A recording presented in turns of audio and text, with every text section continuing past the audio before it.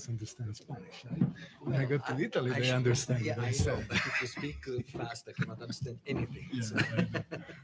But actually, with Alejandro, we just speak Spanish, I speak Italian, we understand each other. Okay.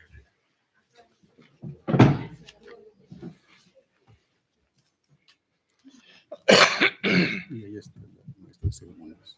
Muy bien.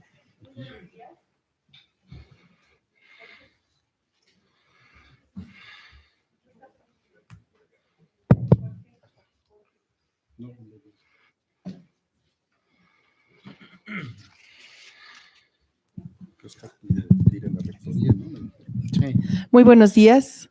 Sí, La Universidad Autónoma Metropolitana, Unidad Azcapotzalco y la Academia Mexicana de Ciencias les dan la más cordial bienvenida a la ceremonia de ingreso del doctor Luciano Telesca como miembro correspondiente de la Academia.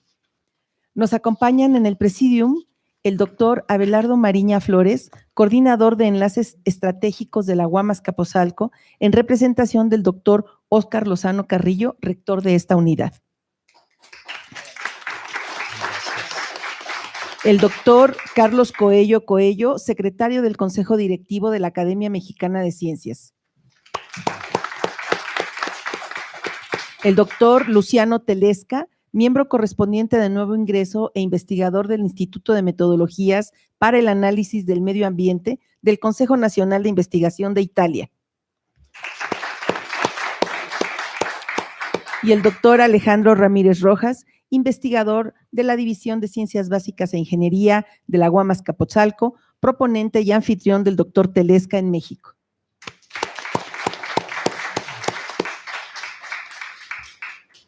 Toma la palabra el doctor Abelardo Mariña, quien dará unas palabras de bienvenida a esta ceremonia.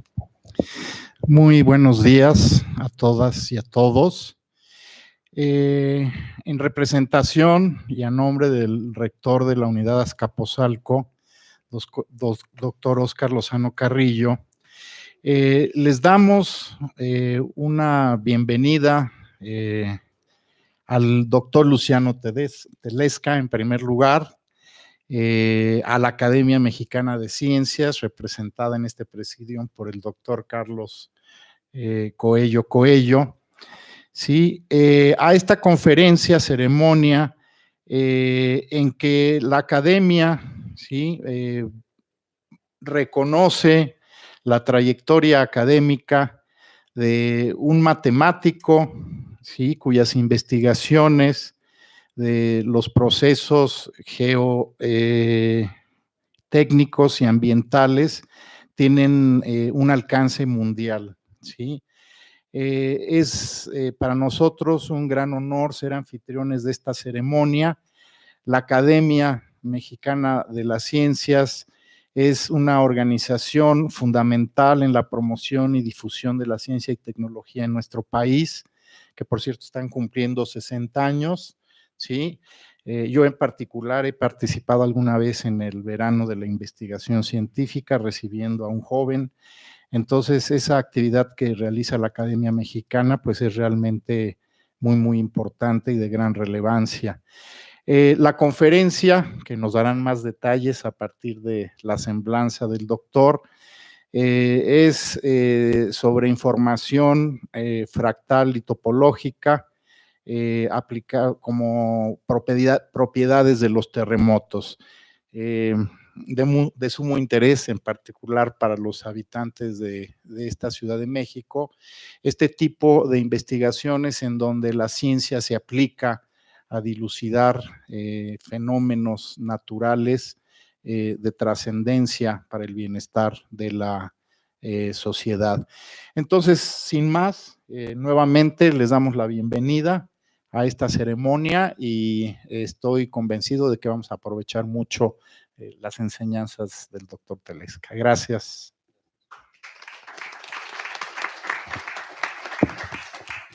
Ahora escucharemos al doctor Alejandro Ramírez, quien presentará la semblanza del doctor Telesca. Buen día a todos. Muchas gracias por asistir. Bueno, el doctor Luciano Telesca nació en Rionero de Vulture, en Potenza, Italia. Obtuvo el grado laurea cum laude en Ingeniería Electrónica en 1992 en la Universidad de Perugia, Italia, y el grado laurea de Matemáticas en 1994 en la Universidad de Basilicata, en Italia. De 1995 a 1996 sirvió en la Armada Italiana como segundo teniente. Desde 1997 es investigador en el Instituto de Metodologías para el Análisis del Medio Ambiente del Consejo Nacional de Investigación en la ciudad de Tito, en la provincia de Potenza, Italia. Ha sido investigador visitante en importantes institutos de investigación en diversas partes del mundo.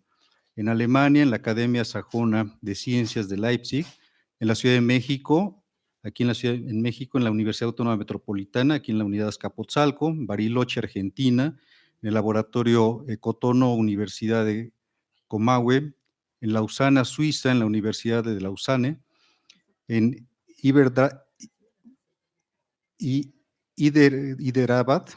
en la India, en el Instituto Nacional de Investigación en Geofísica, EFEI en China, en el Laboratorio Estatal KEI del Manejo de Incendios, Universidad de EFEI, en Yongoli, en Taiwán, Universidad Nacional Central, en Chiba, Japón, Universidad de Chiba, Varsovia, Polonia, Instituto de Geofísica de la Academia Polaca en Ciencias, en Santiago de Chile, en la Universidad de Chile, entre otras más. En 2010, de acuerdo al análisis de temas especiales sobre investigación de terremotos, entre el 1 de enero del 2000 y el 12 de julio del 2010, de la Web of Science en Thomson Reuters, el doctor Telesca se ubicó en el lugar número 7 por número de artículos entre 30.670 autores en todo el mundo. En 2015, el doctor Telesca recibió la cátedra de la Academia de China de Ciencias y en 2015 y 2017 fue Brosieux de la Fundación Herbet en Lausana, Suiza. Es editor asociado de las revistas científicas Acta Geofísica y Nonlinear Processing Geophysics, así como editor en jefe de la sección Geophysics del Journal of Geosciences. Ha sido referee para la evaluación de propuestas de investigación sometidas a la Comisión de Terremotos de Nueva Zelanda, a la Fundación Nacional de Ciencia en Estados Unidos, el Centro Nacional de Ciencias de Polonia y a la Agencia Nacional de Investigación de Francia. Es autor de más de 300 artículos de investigación y más de 150 abstracts en conferencias internacionales. La actividad científica del doctor Telesca es muy conocida por sus trabajos enfocados en la investigación de sistemas no lineales para la comprensión e interpretación de una gran variedad de procesos geofísicos y ambientales, así como el desarrollo y la aplicación de metodologías avanzadas para la investigación de procesos naturales. Su cooperación con la comunidad científica mexicana, que inició hace más de 10 años con investigadores de la Universidad Autónoma Metropolitana, de aquí de Azcapotzalco, la Universidad Nacional Autónoma de México y el Instituto Politécnico Nacional, se ha enfocado sobre la investigación de la dinámica de sismicidad en México y las señales geofísicas asociadas de dicha sismicidad.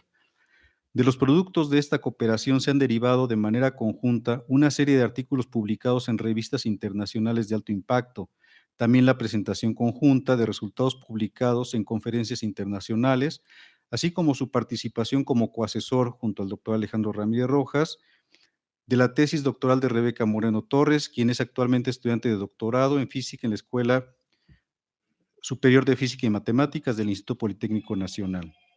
El doctor Telesca ha sido invitado a impartir numerosas conferencias magistrales en México. En el 2005, en el Año Internacional de la Física, que se celebró aquí en la UAM, las conferencias de termodinámica y sistemas complejos en 2007, en honor al 60 aniversario del doctor Fernando Angulo Brown, en el quinto Congreso Internacional de Ingeniería Física, celebrado aquí en Azcapotzalco, y en el 9º Congreso Internacional también de Ingeniería Física, celebrado también aquí en la Unidad Azcapotzalco, aquí en la Ciudad de México. Con el doctor Alejandro Ramírez, el doctor Luciano Telesca compartió 2 proyectos de cooperación bilateral. El primero, de 2013 a 2015, financiado por el Consejo Nacional de Investigación de Italia y el Consejo Nacional de Ciencia y Tecnología, CONACYT en México, enfocado al desarrollo de los métodos estadísticos basados en conceptos de entropía y la teoría de información para la investigación de sistemas dinámicos complejos. El segundo proyecto, de 2014 a 2017, financiado por el Ministerio de Asuntos Exteriores de Cooperación Internacional de Italia, el MAECI, y la Agencia Mexicana de Cooperación para el Desarrollo, AMEXID, de México, enfocado al estudio de modelos experimentales STIC-SLIP para la simulación de fallas tectónicas y analizadas mediante aproximaciones estadísticas innovadoras aplicadas a secuencias de sismos sintéticos. Como resultado de este proyecto, se creó el Laboratorio de Sismicidad Sintética aquí en la Unidad Azcapotzalco, siendo el doctor Telesca responsable externo y el doctor Ramírez Rojas el responsable dentro de la UAM Azcapotzalco. Gracias.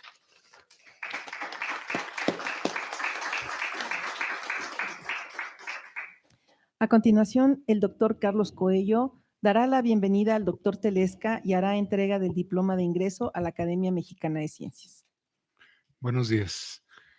Doctor Abelardo Mariña Flores, coordinador de enlaces estratégicos de la UAM Azcapotzalco, en representación del doctor Óscar Lozano Carrillo, rector de la Unidad Azcapotzalco de la UAM.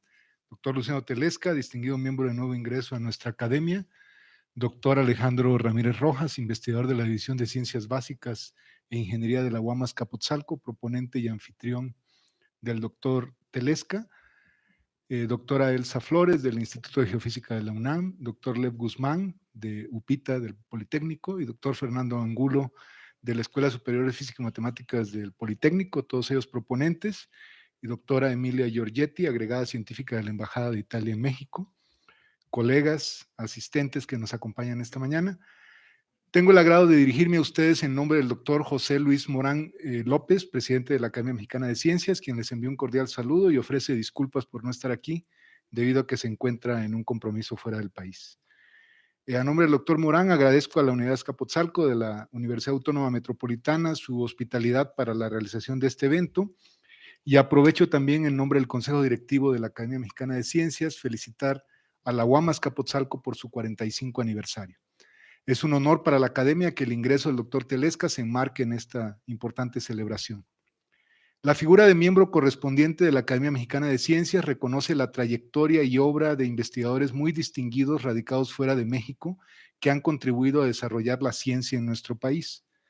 La Academia está conformada por 2.832 miembros, de los cuales 2.719 son miembros regulares y 113 son miembros correspondientes, incluido el doctor Telesca. Entre estos miembros correspondientes contamos con varios premios Nobel. En primer lugar, quisiera subrayar la importancia del trabajo del doctor Luciano Telesca, reconocido a nivel mundial por sus estudios sobre los sistemas complejos, con particular enfoque en el análisis estadístico de series de tiempo no lineales, de una gran variedad de fenómenos naturales como la sismología y las ciencias atmosféricas. Adicionalmente a sus contribuciones de talla internacional, cabe destacar su compromiso y dedicación con nuestro país. Prueba de ello es la intensa y fructífera colaboración que desde 2004 mantiene con grupos de investigación mexicanos, en particular con investigadoras e investigadores del Instituto de Geofísica de la UNAM, de la Unidad Profesional Interdisciplinaria en Ingeniería y Tecnologías Avanzadas, así como de la Escuela Superior de Física y Matemáticas del Instituto Politécnico Nacional, así como de la Unidad Azcapotzalco de la Universidad Autónoma Metropolitana, con quienes ha publicado varios artículos de investigación de gran relevancia. Asimismo, esta colaboración ha redundado en la creación de proyectos de cooperación bilateral México-Italia, entre los que destaca el modelo experimental Stick-Slip de fallas tectónicas, enfoques innovadores para estadística aplicada a secuencias sísmicas sintéticas, auspiciado por la Secretaría de Relaciones Exteriores de México y el Ministerio de Relaciones Exteriores de Italia. A través de este proyecto se creó el Laboratorio de Sismicidad Sintética de la UAM Azcapotzalco, que sin duda representa una herramienta científica de gran valor para ambos países, dadas sus características sísmicas. El entusiasmo y trabajo del doctor Luciano Telesca en nuestro país es evidencia de su interés por el desarrollo científico mexicano a través de su constante participación en proyectos científicos y reuniones académicas en México, de su interés en la formación de especialistas de alto nivel y de su sólida producción científica con grupos de investigación nacionales. Sin duda, la incorporación del doctor Telesca a nuestra academia enriquece a la comunidad científica mexicana. Doctor Luciano Telesca, es un honor para la Academia Mexicana de Ciencias recibirlo como miembro correspondiente. Muchas gracias.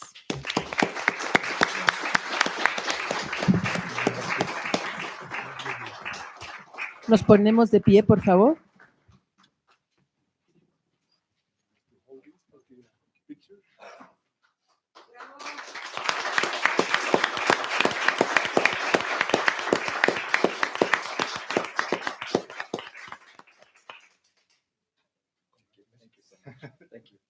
you.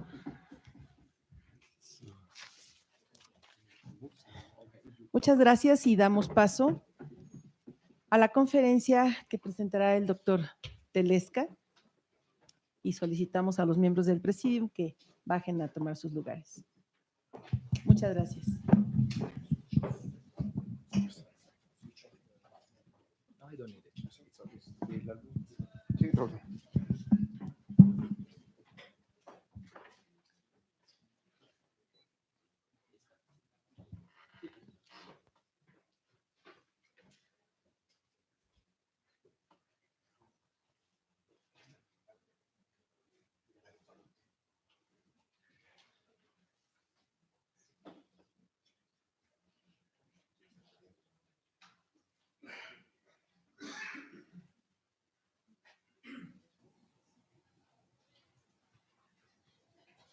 Okay, thank you so much. First of all, I would like to thank the president of the Academy of Science of Mexico, Dr.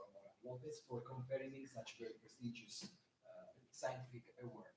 And I would like to thank my Mexican colleagues, in particular Professor Alejandro Rojas, Professor Fernando Brown, Professor Edificio Martes, Professor Guzman, Professor Carlos Vargas, and all the other colleagues and friends whom in the last 50 years I've been had the chance to work with.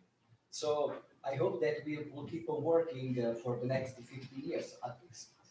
So before going into the details of this seminar, I would like to briefly summarize how the cooperation with the Mexican colleagues started and how it was developed during these last 15 years. You also already listened to the presentation, the very nice presentation given by Alejandro and the other presenters. But I would like just to review some steps that were followed during this cooperation that we had for the last 15 years. So the first time I came here to this university was in 2005 because Alejandro invited me to give a seminar which was focused on the characterization by using fractal methods.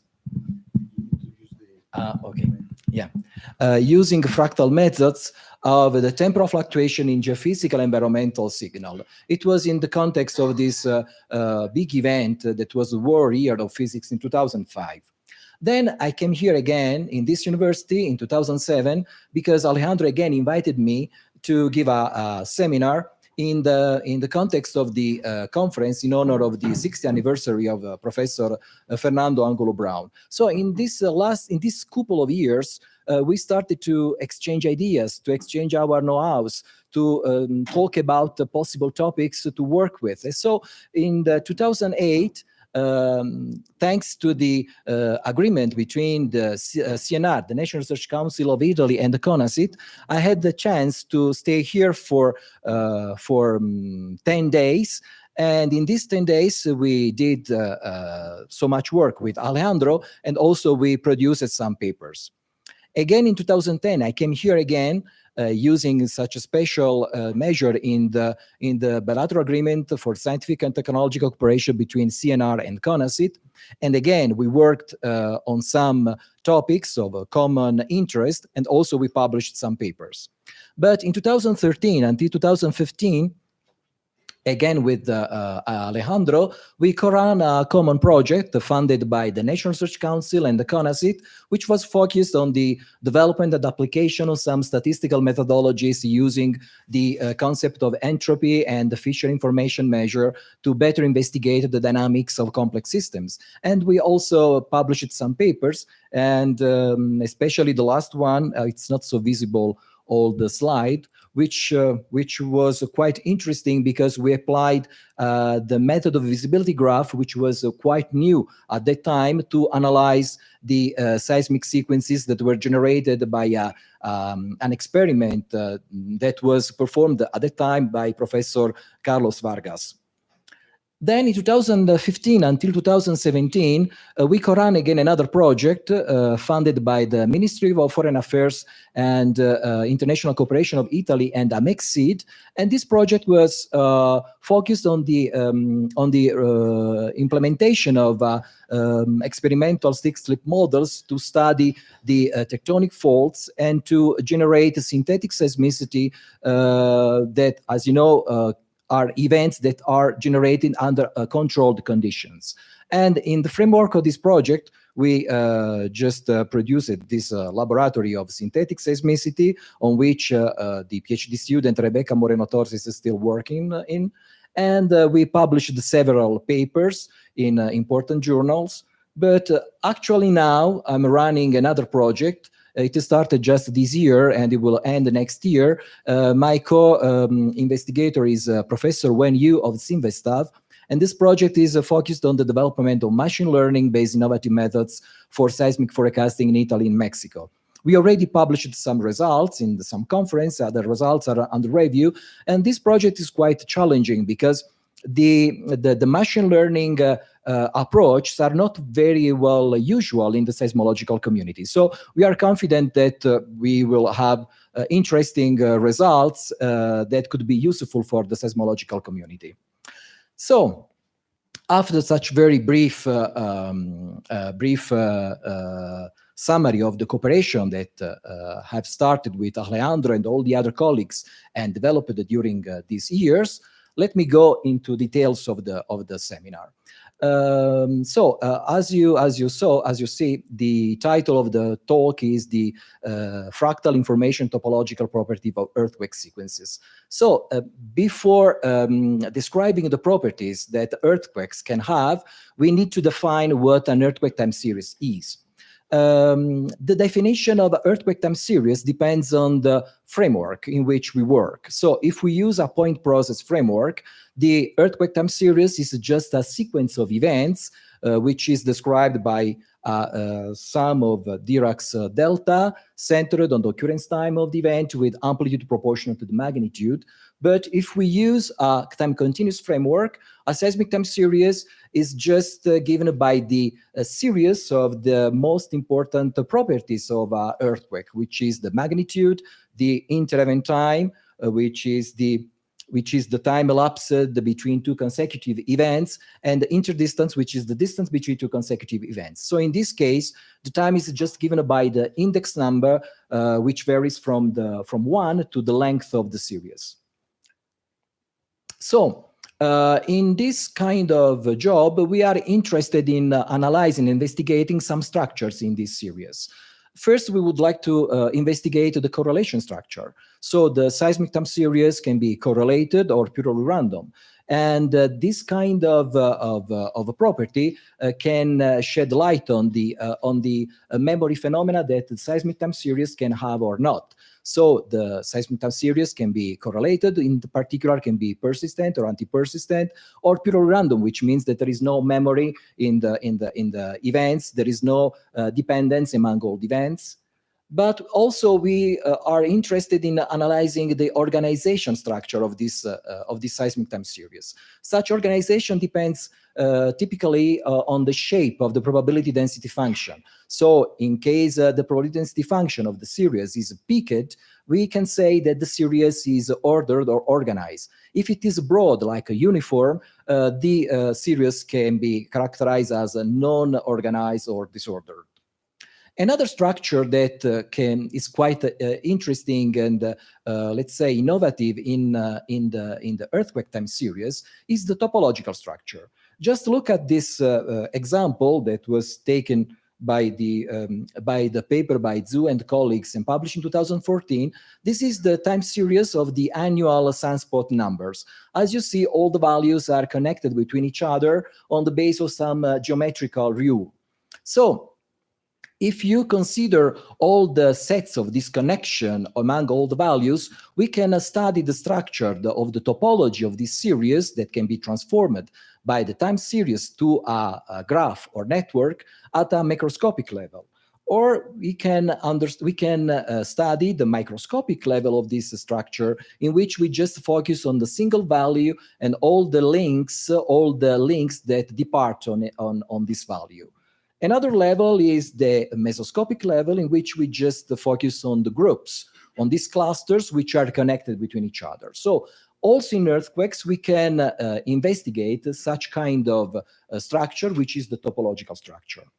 So summarizing what I said so far, the earthquake time series can be defined on the base of a point process framework or on the base of time continuous series framework. The properties that we are going to investigate are fractal, informational, and topological. And the structure that we are going to study is correlative, organizational, or topological. Let's start with the fractal properties. First of all, what is the difference between non-fractal and a fractal series?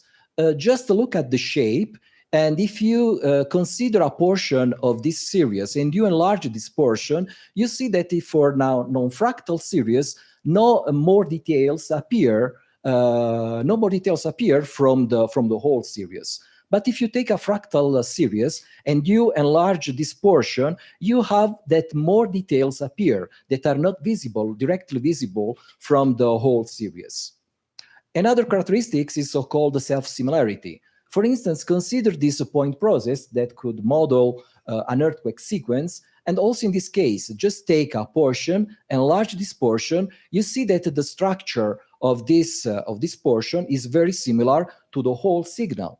And if you take, again, this portion of this portion and you enlarge it, again, the structure does not change. So the self-similarity, it's a property of a fractal and leads directly to the scaling invariance for the statistics, which is used to describe the property of this series. Scaling invariance means that the statistics at a certain scale does not change if we consider other scales.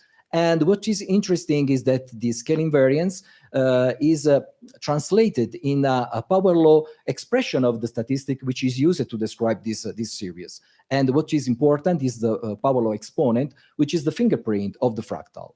Another characteristic is the power spectrum, which is the measure which is generally used in any investigation that you do for any signal, theoretical or observational or experimental. In particular, for fractal series, the power spectrum has power law behavior, so it's linear in log-log scales. In particular, if it is decreasing with the frequency, it means that the series is persistent, in which the low frequency fluctuations are much more powerful than the high frequency fluctuations, while if it is increasing, the series is anti-persistent, which means that high frequency fluctuations are much more powerful than the low frequency fluctuation. That's why this kind of series appear very noisy, very regular.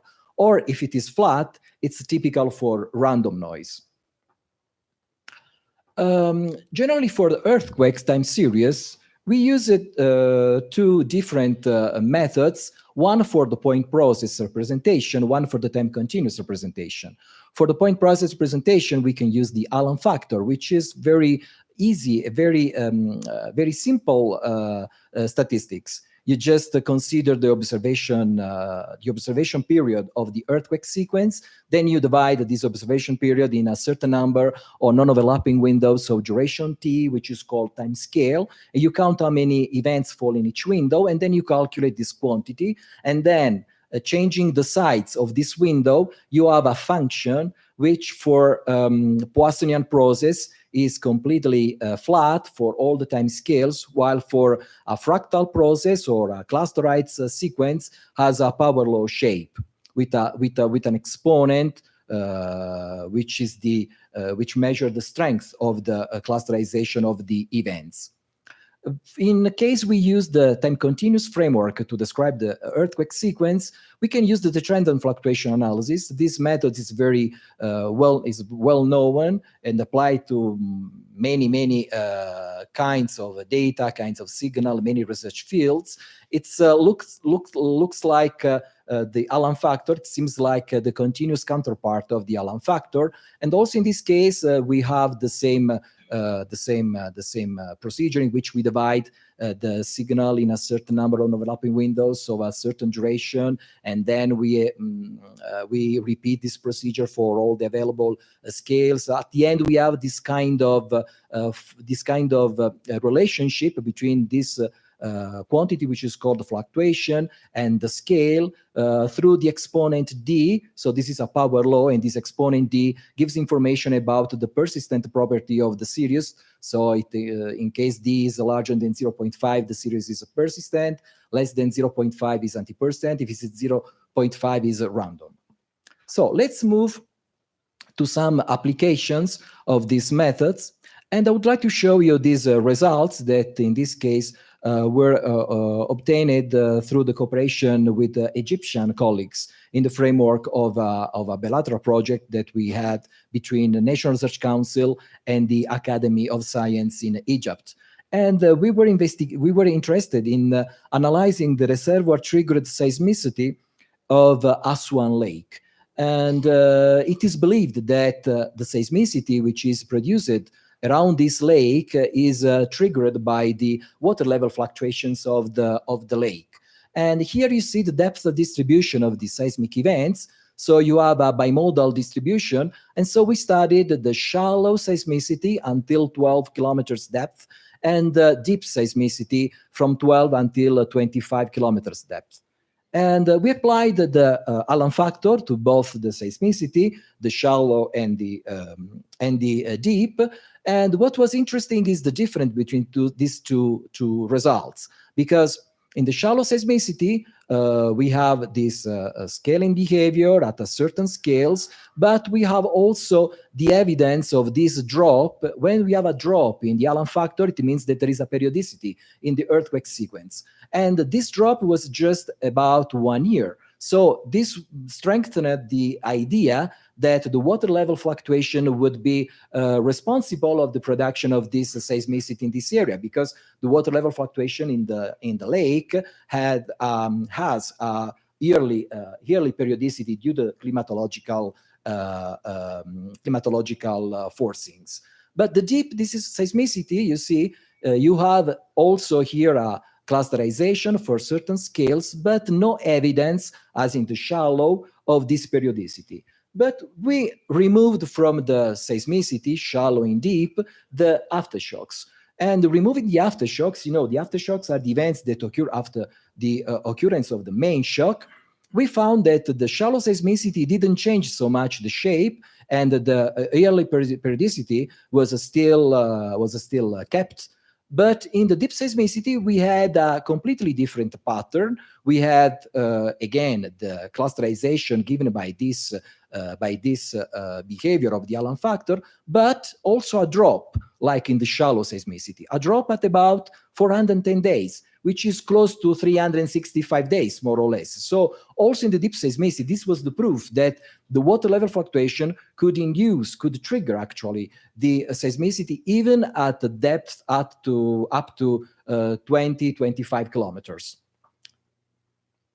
This is another example of application of these techniques, and these results was obtained with a cooperation with some Czech scientists in the framework of another bilateral project funded by National Research Council and the Academy of Science of Czech Republic. And in this work, the Czech colleague did an experiment in which they induced the macroseismicity in a borehole through hydraulic fracturing mechanisms. And in this borehole, they identified several stages from 9 to 14. And in particular, from stage 9 to stage 12, the stage are just the section of the borehole that were fractured by such experiment. Well, in the close vicinity of this stage, there was also a fault, a natural tectonic fault, while in these two last stage, there were no fault at all. So when we applied the Allen factor and also another quantity called the coefficient of variation, which is well known in seismology, and is a quantity which is used to distinguish between clusterites, random and regular point processes, regular earthquake sequences. In particular, if the coefficient variation larger than 1 indicates that the earthquake sequence is clusterized, while if it is lower than 1, indicates that the earthquake sequence is regular or quasi periodic, while if it is around 1, it means that the earthquake sequence is Poissonian. Well, we found that for the stage from 9 to 12, so in the vicinity of the natural tectonic fault, the coefficient variation was larger than 1, while here, for the last two stages, was Poissonian. So this was an interesting result because in this stage, so close to the tectonic faults, we had the typical pattern main shock aftershocks. And you know, the aftershocks are the main responsible of the clusterization of a seismic sequence. While this stage from 13, 14 were new fractures that were opened by the hydraulic fracturing mechanism. So this was consistent with the Poissonian behavior of the seismicity. This is another result in which we applied the trend and fluctuation analysis to the time continuous representation of the seismic time series of Taiwan. This result was obtained with the cooperation with the Taiwanese scientists in the framework of another bilateral project. And in this paper, we analyzed the magnitude series for the whole and the aftershock depleted catalog of Taiwan. And so what was interesting is that in the aftershock depleted catalog, you have that the trend and fluctuation analysis gives a result where the fluctuation function behaves as a linear increasing function in log-log plot with exponent around 0.5, which means that the process is random, quasi, so not very persistent, indicating also that in this case it's the probability there's no chance to do any kind of forecasting, since all the magnitude are not dependent on each other, so there is no any memory phenomena in this seismicity. Now let's move to the second class of properties that I called informational properties. These properties are based on these two quantities, the Fisher information measure and the Shannon entropy. As you see from the formula, Fx is the probability density function, so the distribution of a variable x, and the Fisher information measure depends on the derivative of this probability density function, while the Shannon entropy depends only on the probability density function. And in particular, the Fisher information measure is a quantity which is used to describe the local properties of the series, while the Shannon entropy is used to describe the global properties of the series. This one is called Shannon entropy power, which is the exponential transformation of the Shannon entropy. Generally, we use this quantity instead of this, because this quantity can be negative, and so in order to avoid to use a negative number, generally we use this quantity to just deal with positive numbers. This figure is very interesting. It was taken from the paper by Fat and colleague in 2003, and it shows how the Fisher information measure change if the probability if the shape of the probability density function change. You see, when the probability density function is very peaked, the Fisher information measure is high, and this is also understood from the formula, because the Fisher information measure depends on the derivative. So higher the peaked the probability density function, higher the Fisher information measure. While for a flat distribution, you have the derivative is 0, so the Fisher information measure is 0. And if you just look at the Shannon entropy, we have exactly the opposite behavior. So the Shannon entropy is high for the flat distribution like this one, or it's very low for a peaked distribution. So there are some properties for that link the Fisher information measure and the Shannon entropy power. And among these properties, maybe the most important is this one, the uncertainty, in which the product between the Fisher information measure, I, and the Shannon entropy power, Nx, is always larger than 1, at least is equal to 1 in case of Gaussian distribution. Many scientists that have used the Fisher information measure and the Shannon entropy so far in their investigation, they used this formula, which are actually the discretized versions of the integrals that define the two quantities. But in this last paper that we published in 2017, we compared the performance of the estimation of the Fisher information measure and Shannon entropy using the discretized formula that are used by many scientists, and another approach that we call the kernel-based approach, which use a sort of optimization of the procedure to better estimate the probability density function. And we found that this approach, the kernel-based approach, is much more performant than the histogram approach, because the relative error of the measures decrease with the increase of the length, and decrease also with the variance using some specific distribution that we use to verify this approach. So in all the calculations that we did using this measure, we always used the kernel-based approach and not the histogram-based approach. So here you see some example from other authors in which the Fisher information measure and Shannon entropy, and specifically the so-called the Fisher-Shannon information plane, was used to discriminate the dynamics of signals. For instance, these authors have found a nice pattern of the pollutant in the Fisher-Shannon information plane, or also this result that we published a few years ago, in which we were able to discriminate, so to classify the seismograms of earthquake that generated tsunami and earthquakes that did not generate tsunami. So this Fisher-Shannon information plane was very useful in finding patterns, in classifying series, and so on. But another results that I'm going to show you, and it's related with the project that I run with Alejandro, was the application of this Fisher-Shannon method to the analysis of the data that we got using the laboratory of synthetic seismicity. This is the experimental setup, which very briefly is given by a table covered by a sandpaper with a certain roughness. And on this table, there is a block which is pulled by with a constant velocity by a motor, which slides on this table, and also the bottom of the block is covered by a sandpaper with a certain roughness. And so, during this movement, during the run of the block, the synthetic events are generated by the stick slip mechanisms. And actually, so we also published this paper on the basis of these experiments.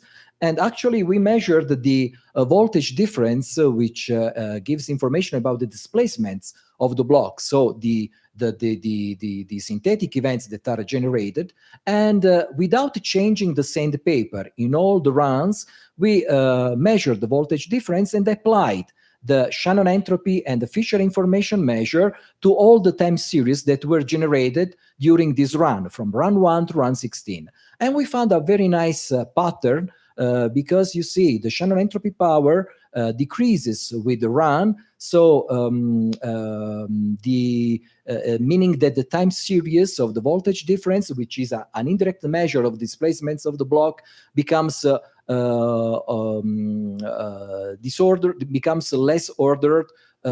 Becomes less disordered, so more ordered with the run, while the Fisher information measure increases with the run. And these results were in agreement with the other results which were published by Nosonowski in 2010, who studied the relationship between the entropy and the friction. Nosonowski, in fact, found that the Shannon entropy of a smoother surface profile is smaller than a rougher one. In fact, in our results, you see that in the run 1, the surface which are interacting run. Of course, the asperities reduces and the surfaces become much more smoother. And so this was a very nice agreement with this result obtained by Nozonovsky. And also Nozonovsky found that the Shannon entropy could be considered as a measure of the roughness of the surface. And in our experiment, actually, we found the same thing. So at each successive run, the interacting surface becomes smoother and smoother. And so the Shannon entropy of the Volge time series decreases with the number of consecutive runs. But also we found with the experiments we performed in the laboratory of synthetic seismicity an agreement with the Kanamori's model, because Kanamori studied the correlation between the magnitude of the event and the age of the subducting lithosphere. And also he said that the strongest events occur mainly in zones with younger lithosphere. Actually, we obtained the same thing, because in our experiment, the last run, which corresponds to the smoother surface, to smoother interacting surfaces, can be considered as a model of all the lithosphere. While in the run one, the table can be considered as a model of the younger lithosphere. And so what we got actually was just what Kanamori's asserted. So in this experiment, we see that the sides depend on the amplitude of displacements of the moving block, which is reflecting the standard deviation of the voltage time series. And after consecutive runs, this amplitude reduces. So we have a decrease of the earthquake sides because the age is increasing. So the sandpaper, since the sandpaper, the asperities of the sandpaper reduces, this is a kind of model of the lithosphere that becomes older. And so also the earthquakes which are generated are less intense than when they would be generated when the lithosphere is young. So in the first run of the experiment. I would like to show you these last results that was just published 1 month ago in cooperation with the Taiwanese colleague. And this was a theoretical work, actually. And in this paper, we applied the informational methods, so the Fisher-Shannon method, to analyze the time series of the slip velocity during an earthquake rupture process, which was generated generally by using this equation, in which you have Coulomb friction, which does not depend on the velocity, and the viscous friction, which depends on the velocity, and then a term which is called diffusion term, which is actually a kind of white noise. So the Taiwanese colleague generated simulations of this slip velocity in 2 extremal cases, in the viscous regime and in the Columbia regime, using the Langevin equation. This is just the Langevin equation, which this is the drift term and this is the diffusional term. So this is just 2 examples of slip velocity generated through the Langevin equation in the viscous regime, in the Colombian regime. If you look at a very small scale, so at a microscopic scale, you see that the variation does not change so much between the 2 series. But at a larger scale, there is a kind of a very clear difference between the 2 time series. So we applied the Fisher information measure and the Shannon entropy power to the series of the slip velocity generated through these 2 mechanisms, so the Colombian and the viscous. The results are given by these black symbols. The filled symbol represents all the simulation in the viscous regime, while the hollow symbols, all the simulation obtained in the Coulomb regime. As you see, there is a very clear difference between the viscous regime and the Columbia regime. And as you see, in the viscous regime, the Shannon entropy is lower than in the Columbia regime. And these results are in agreement with what we got in the paper by Moreno Torres and the colleagues that was on the experiments that we did in the laboratory of synthetic seismicity, which is here in the UAM. As you see, just to remind you what I said before, when the interacting surface, when the interacting surface becomes smoother, the Shannon entropy becomes lower. So if you look at the simulation if you look at the results shown here, in the viscous regime, which means that there is a, it can, in this viscous regime, it looks like that the fault planes are quite lubricated, so they can slide much more easier than in Columbia regime. You also see that the Shannon entropy power is lower, as we've seen in the experiment that we did in this laboratory, because when you in this laboratory, you run several times the moving block on the table. Of course, the asperity becomes lower and lower, and even the dust that is produced using this during this run can fill in some way the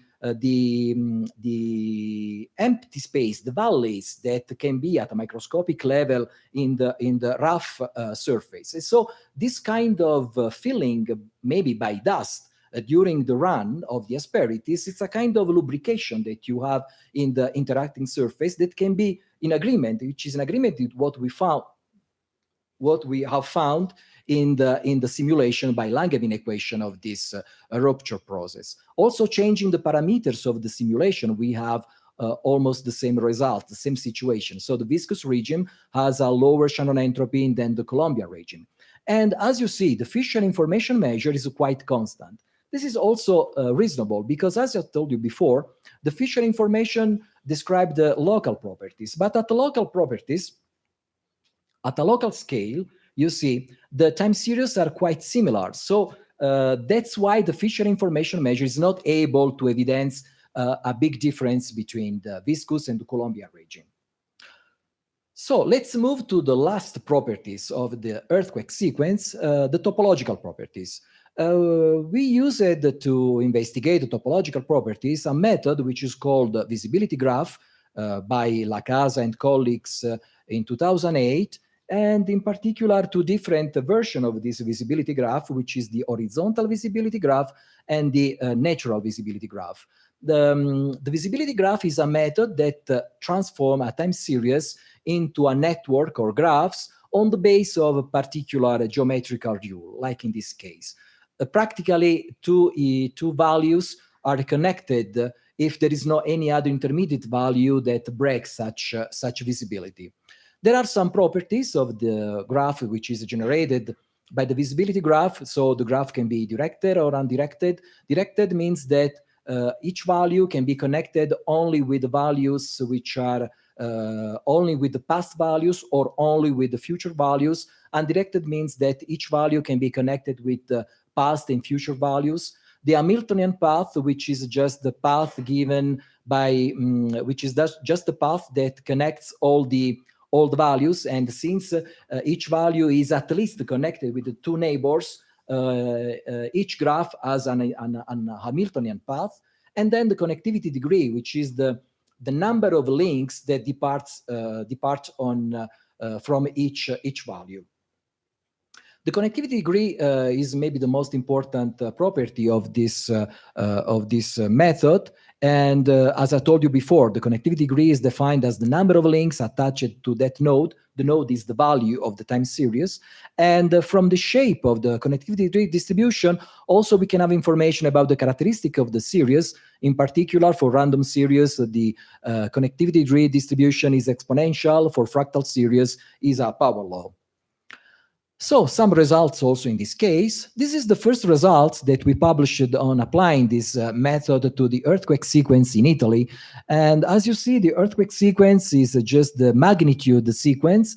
And we applied the natural visibility graph to the magnitude sequence with each magnitude connected with all the others on the base of the geometrical rule, which was shown in the previous slide. What was interesting in this result, in this paper, was that if we change the threshold magnitude to select the events, and we normalize to the maximum of the probability density function of the connectivity degree, all the distribution collapse, indicating there is a sort of universality or a threshold magnitude independent characteristics of the connectivity degree distribution.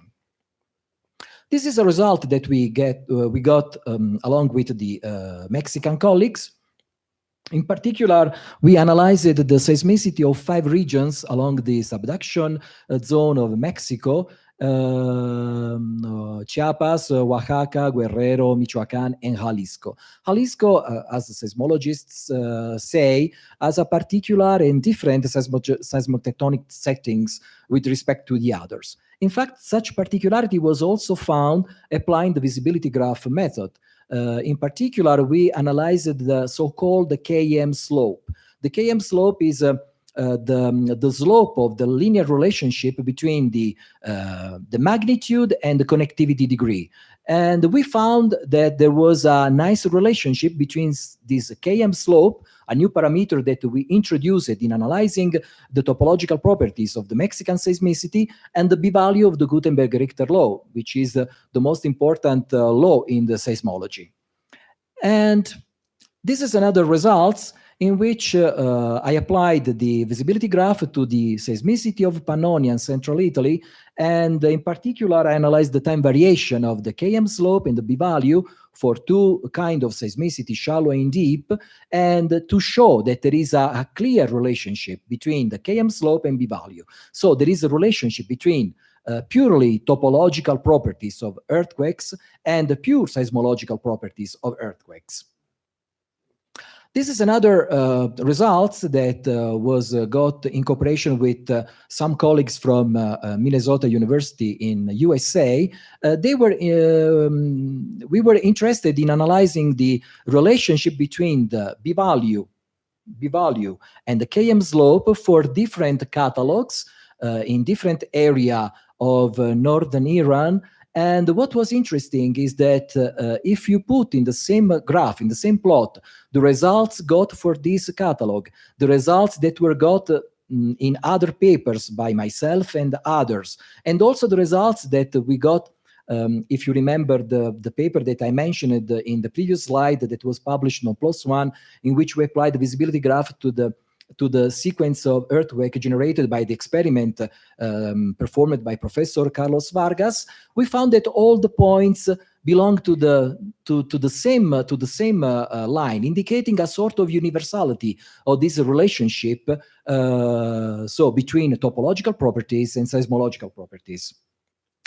This is another application we analyzed in cooperation with some Indian colleagues, the possibility to have some precursory signature in the time variation of the KM slope for the seismicity. Actually, we found in this paper that before the occurrence of the largest shocks of this sequence that was analyzed, we had before or in concomitance, we had an anomalous increasing behavior of the KM slope. And this is another application, along with a Georgian colleague. We studied the possibility to identify some anomalous behavior in the seismicity using some parameters linked with the visibility graph method. This is actually the mean connectivity degree for inter-event time, magnitude, and interdistance among the events. And we found this is the water level fluctuation, because this seismicity was produced by the water level fluctuation of this high dam in Georgia. We found some anomalous value corresponding with the period in which the dam was filled, and then before the occurrence of the largest shock of the series, so indicating probably in this kind of parameters a sign of a precursory character. Here I will show you a paper, results that we got along with the Taiwanese colleague that is still under review.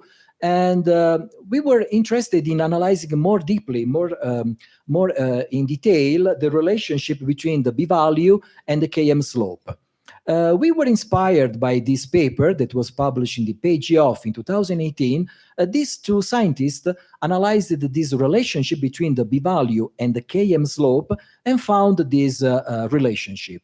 Well, we did the same thing, analyzing the Italian catalogs, the Taiwanese catalogs, whole catalogs and also aftershock depleted catalogs with different methods. And we found a very close relationship to what was published in this paper.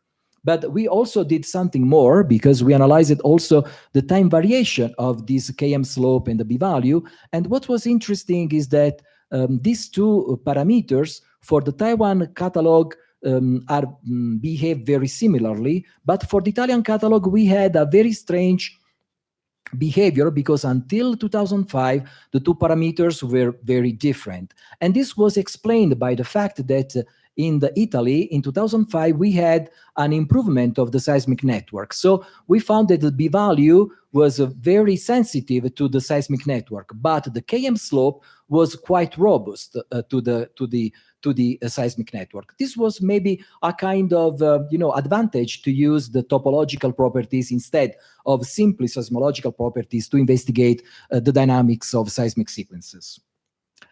Also, we did something more, because it's not very visible. I'm sorry for the small size of the symbols, but we analyzed the backward and forward visibility graph. So each event was connected only with the past or only with the future events, and using the relationship between the b-value and the Km slope, and in particular the difference between this relationship in the backward and the forward directed visibility graph, we found that this difference is higher for the whole catalog, but it's very low for the aftershock depleted catalog. And this is also reasonable, because when you remove the aftershocks, actually the network which is produced applying the visibility graph is a kind of isotropic, let's say. While if you have a catalog, a whole catalog with all the aftershocks, if you use the backward or the forward visibility graph, you have some difference in the distribution of the links.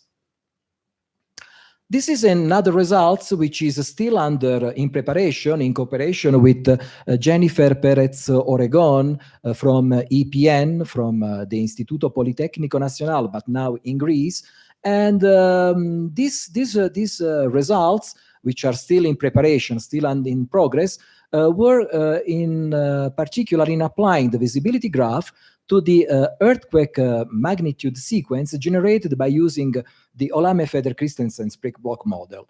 This is the well-known model in which the fault is simulated by this connection of all these small blocks which are connected between each other by spring with a constant, elastic constant K1, K2, and also each block is connected with such a moving plate which moves with a constant velocity by other spring with a constant, elastic constant KL. And when the force on one block exceed a certain threshold, we have that the block slips, so it moves and distribute its force on the neighboring blocks through this law. And the incremental force that each neighbor block has is given by these two equations with these two constant gamma 1 and gamma 2 that in case of isotropy are equal. And also it is important in this kind of simulation the definition of magnitude, because the magnitude depends on the base of the logarithm of the number of the block that moves during the slip. Because when a block slip, it is not guaranteed that all the neighboring block have a force which is lower than the threshold. It can happen when there is such kind of distribution of the force of this block on the neighbor, that one neighbor has a force which is higher than the threshold. And so also this other block moves, slip, and there is a kind of a chain reaction. And so we have an event whose magnitude is given by the number of blocks that moves. So we applied the visibility graph method to the sequence that were generated using this model, and we evaluated the relationship between the connectivity degree and the value of gamma, the Km slope and the B value, and the Km slope and gamma, and especially what was more interesting for us, the relationship between the B value and the Km slope, that, in the paper by Aziza Denrud Peshin-Kramer has this relationship, and in our paper under review with the Taiwanese colleague has this relationship. So you see here, much more interesting is this plot. These different curves depends on the different lattice size, because the model depends on the number of blocks which are used to simulate the fold.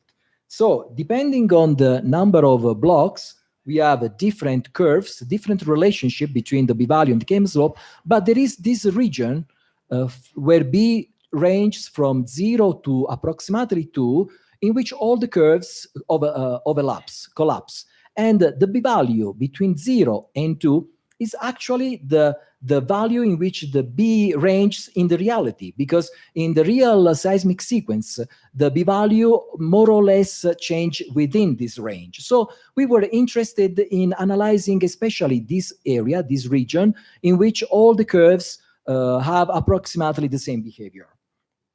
And so in this region, we calculated the relationship between the B value and the Km slope. And so changing the base of the logarithm by which we define the magnitude, and also changing the number of the sites of the catalog, so the number of events that are generated, we have different curves. These two curves, the blue one and the red one, corresponds to the relationship that they were found by the previous paper published in 2018, the blue line, and our paper, the red line, which is under review, which was in cooperation with the Taiwanese colleague. So you see that in the Olami Feder Christensen Sprick model, the higher similarity of the results with these two curves is for, in case you use a number of events, 10,000, and in case you use the base of the definition of the logarithm of the magnitude of the events as 15, we have the relationship is closer to the what is observed in the reality. Also the same for the other case in which you consider a lower number of events, in which you see that you have to increase the lattice size. And also in this case, you have that the correspondence between the reality and the simulation by means of this model is for instance for lattice size equal to 120. So these results are still in progress, and I believe that we can have much more interesting feature that can be used and can be studied using this model by the visibility graph method. This was the last slide. So thank you for your kind attention.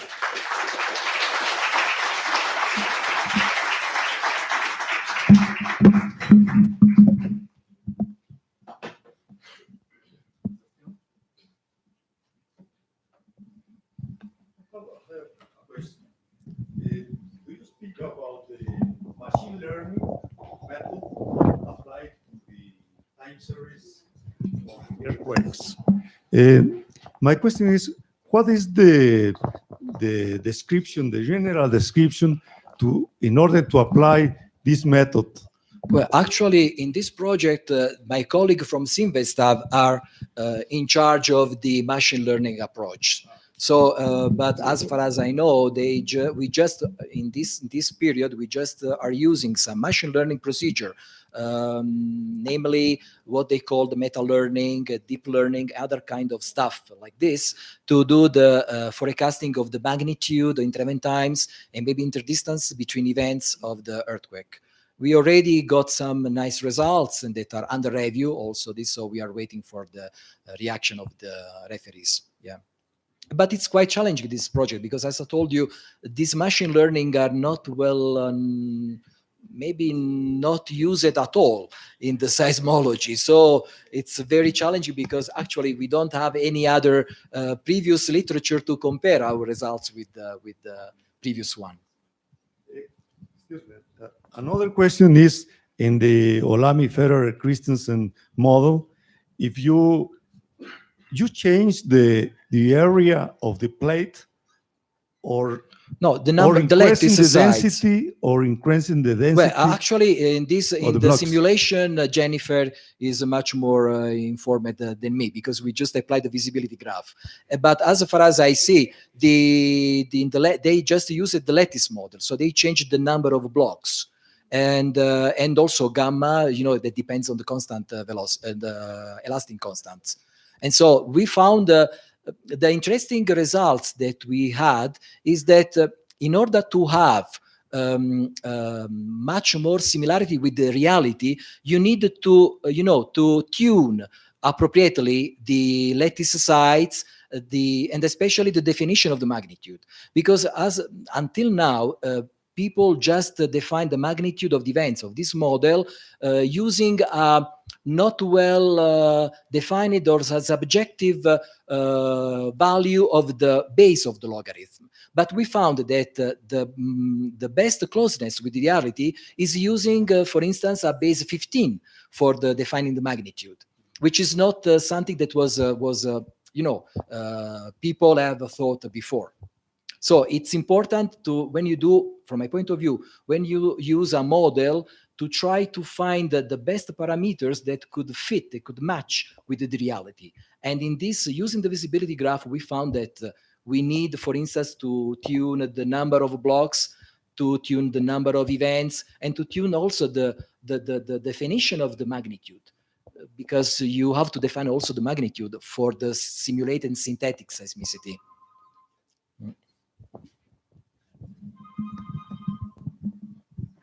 Thank you very much for your talk. My question is about the seismic catalog.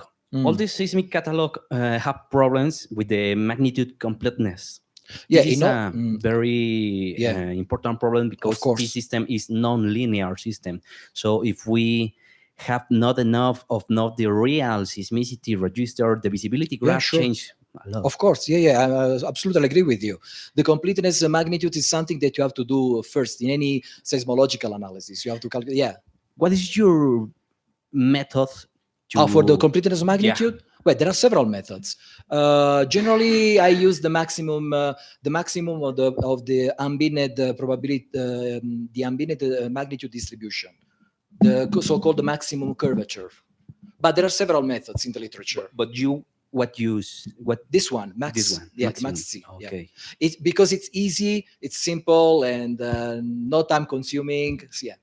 Yes, and have you used a study of the change of the magnitude completeness for check what is the sensibility of the results of your methodology with the actually you have to do also this. If you are studying the seismicity of a whole area, you need to see if the catalog is homogeneous or not. That's why you need to analyze, for instance, in time and in space, what is if the magnitude of completeness changes or not. In that case, you have to take the highest magnitude of completeness if you want to deal with all the data.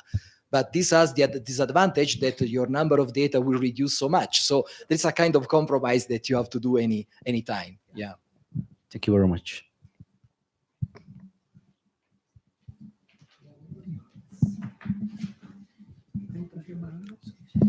Hi, Luciano. Hi. Thank you for your talk. In the case of the visibility graph, do you consider that it's important to take account the spatial information? For example, when you connect two points, essentially you are taking the problem is that the information. visibility graph is just, as far as I know, just for for 1D time series. For 2D time series, it's difficult to define the connection. This is the problem, because you have points on the space. How can you define the geometrical visibility between all the points? It's not easy. It's not an easy task. I don't know if there is any paper that has developed the 2D visibility graph. I don't know. As far as I know, only 1D, because it's only the only way to establish the connection. Okay. Because you use such geometrical rule. Yeah. Okay. The second question would be, do you know if the other metrics like the clustering coefficient between its centrality, something? Yeah, others, I know nearest them, but neighbor? I didn't use in my research. Okay, thank you. Luciano, can you take the Aswan Lake seismicity as a possible proof of the self-organized criticality of air crust? Well, you should apply some techniques about this. About the clustering, yes. If you use, you know that for the SOC system, one fingerprint is just the clusterization of the events. And we found in the results that there are some certain scales in which the shallow and deep are clusterized. So could be a kind of example, yeah. But all the seismicity actually is a self-organized criticality system, actually. I just have a small theoretical question. At the Okay. beginning, you were mentioning that the seismic time series looks like a fractal stochastic process. No, I said, What do you mean by a fractal stochastic process? And did I understand you right? no, I said that the earthquake sequence can be investigated trying to find some fractal properties by using these methods. The fractality is given by mainly in time by the clusterization. And the clusterization is given by such a particular shape that the statistics that you use is a power law. The Allen factors, as I shown in some example, is a power law. Also, the trend and fluctuation analysis gives some power law of the magnitude. So this is a fingerprint of fractality, of self-similarity. Okay, but you haven't identified which is the stochastic process, which is similarity, well, which is relating to the seismic series. Or have you identified the stochastic processes? No, the question is, the problem is to use the fractal methods to find fractality in the earthquake sequence. Okay. Yeah. I understand.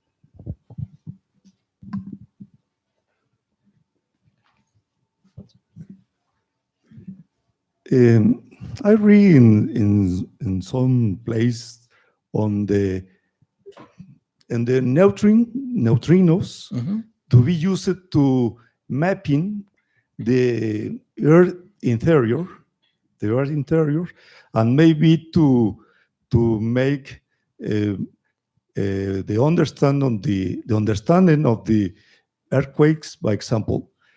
What do you think that the experimental laboratory experiments for modeling the earthquakes or to detect the earthquakes, the neutrinos are in the future of the experiments for the earthquakes? Maybe I'm not informed about such a topic. So you are asking me something that I'm not informed so well. But any new method and new methodology is welcome to shed light on the earthquake mechanisms. Okay. Any other question? No? Shannon, thank you very much. Thank you for the attention. Thank you.